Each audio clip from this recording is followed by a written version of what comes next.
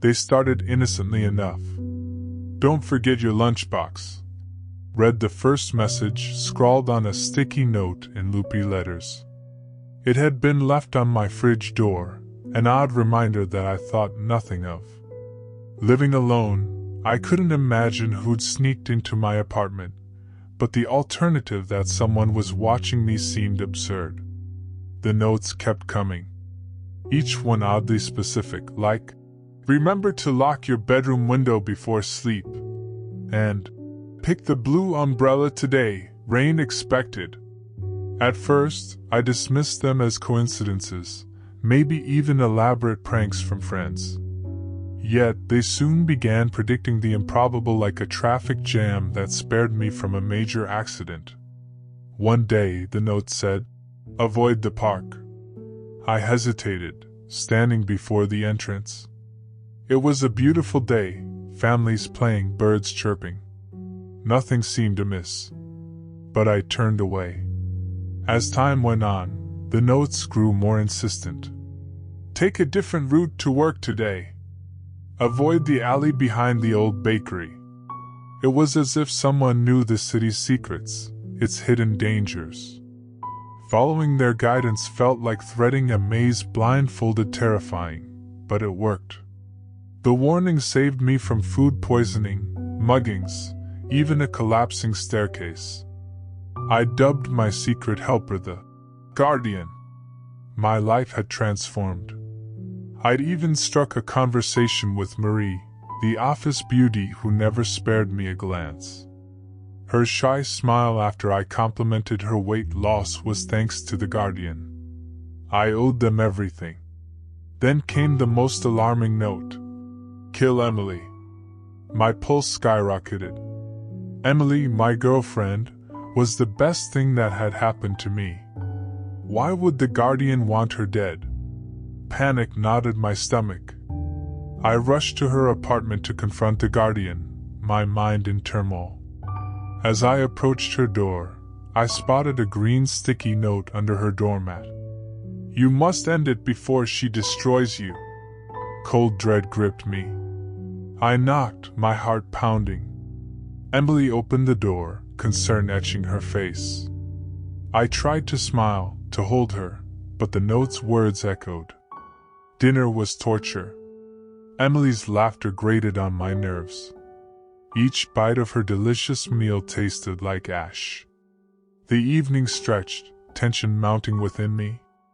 As she cleared the table, I excused myself to the bathroom, needing air. Inside the bathroom, I stared at the note clenched in my hand. "Take the gun from your glove box and shoot her."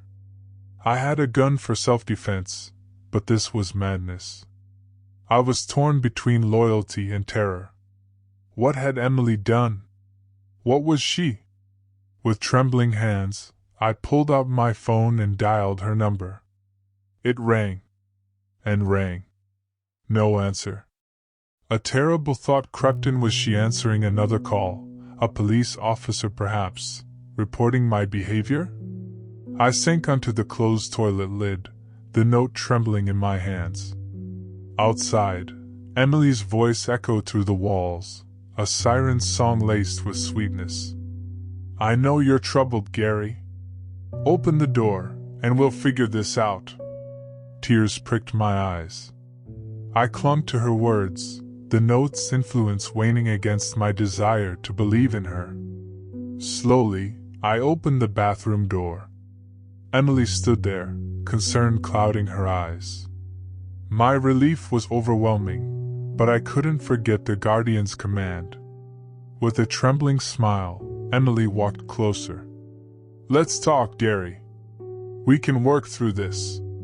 The weight of the gun in my glove box mocked me, but I refused its power. I pulled Emily into a tight embrace, holding her as if she were the only lifeline I had left.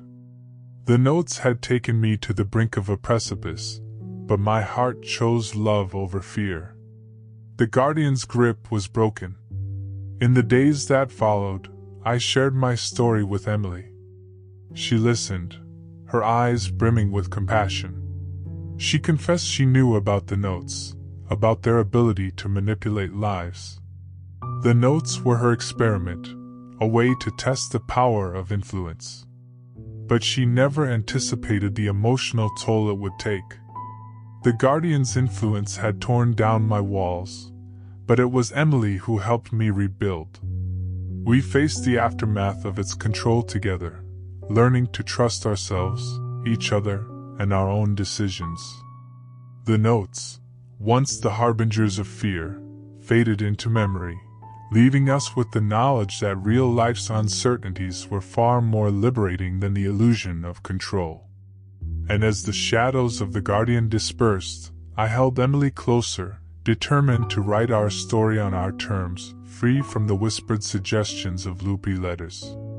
As time went on, Emily and I navigated life's challenges, together and on our own terms. The notes were a distant memory, an eerie chapter in our lives that ultimately brought us closer.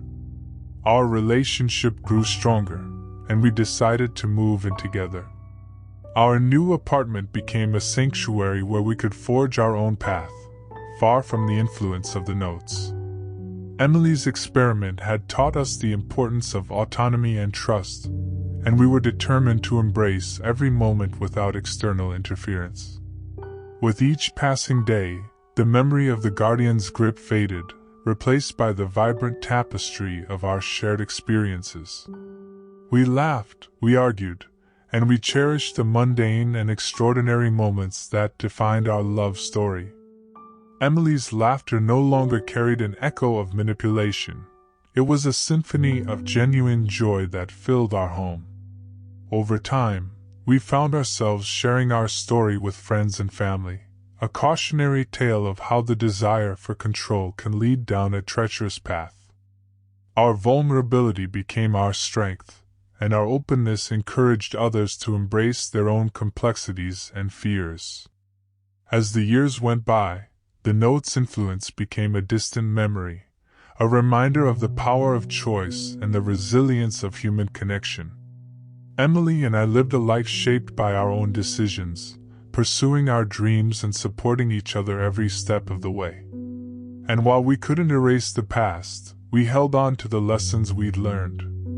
We turned a dark chapter into a story of empowerment, reminding ourselves that true strength lies in the ability to trust, to love, and to believe in ourselves. Our love story unfolded like a melody, composed of shared dreams, whispered secrets, and unwavering support. As time passed, Emily and I ventured into new territories, both personally and professionally, drawing strength from the bonds we'd formed. Emily's passion for psychology deepened, and she dedicated herself to understanding the intricate workings of the human mind. I, on the other hand, pursued a career in art, using my experiences as inspiration for stories that explored the complexities of human nature. Together, we often found ourselves reminiscing about the strange chapter in our lives when the Guardian's notes had taken hold. The eerie memories, once shrouded in fear, had transformed into anecdotes that we shared with a mix of amusement and introspection. It was a testament to how far we'd come and the resilience we'd developed. In our journey, we encountered other individuals who had experienced similar manipulations, albeit in different forms. We became advocates for mental health, spreading awareness about the dangers of manipulation and control, even when they masked themselves as guidance. Our story became a beacon of hope for those who sought to break free from the grip of external influences. As our lives continued to intertwine, Emily's research led her to develop innovative techniques for empowering individuals who had experienced manipulation. Through therapy and support groups, she helped survivors find their voices and rebuild their self-esteem. Her work, inspired by our experiences, resonated deeply with those who had felt the weight of unseen hands guiding their decisions.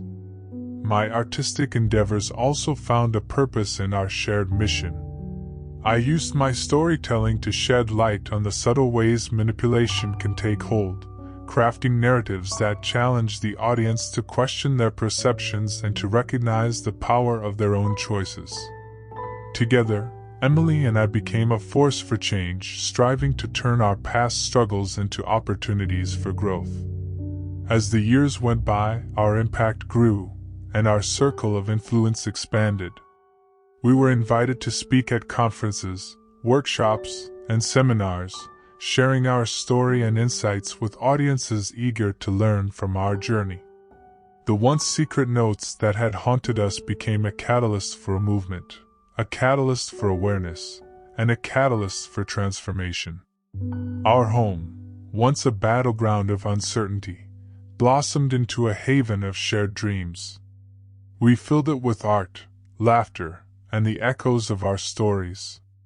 We became parents, raising our children in an environment that valued independence, self-discovery, and the power to question.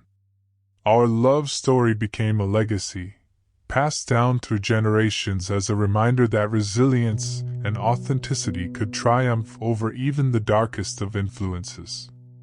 As Emily and I grew old together, we watched the world change around us.